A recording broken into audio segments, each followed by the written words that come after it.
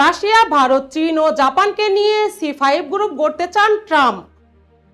বিশ্বমঞ্চে নতুন জোট তৈরি করার চেষ্টা করছেন মার্কিন প্রেসিডেন্ট ডোনাল্ড ট্রাম্প।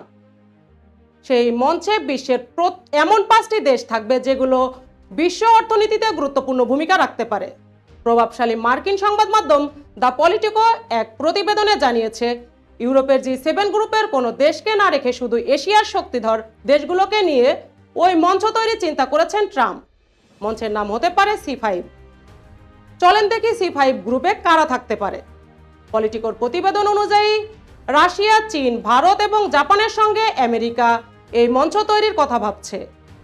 যদিও এই বিষয়ে ট্রাম্প প্রশাসন কিংবা অন্য কোনো দেশের পক্ষ থেকে কিছু জানানো হয়নি।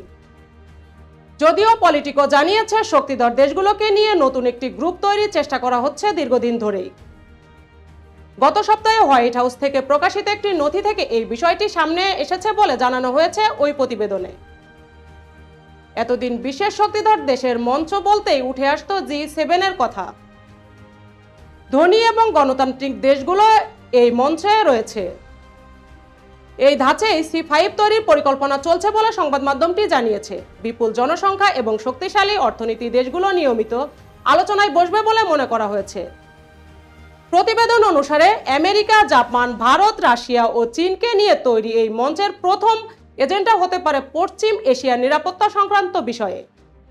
বিশেষ করে ইসরায়েলি সৌদি আরবের মধ্যে সম্পর্ক সহজ করার কাজও করা হতে পারে।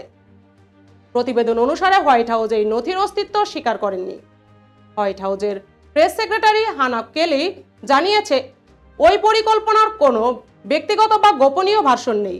বিশেষজ্ঞরা মনে করেছেন C5 তৈরির বিষয়টি একেবারে ডোনাল্ড ট্রাম্পের ব্যক্তিগত ভাবনা হতে পারে।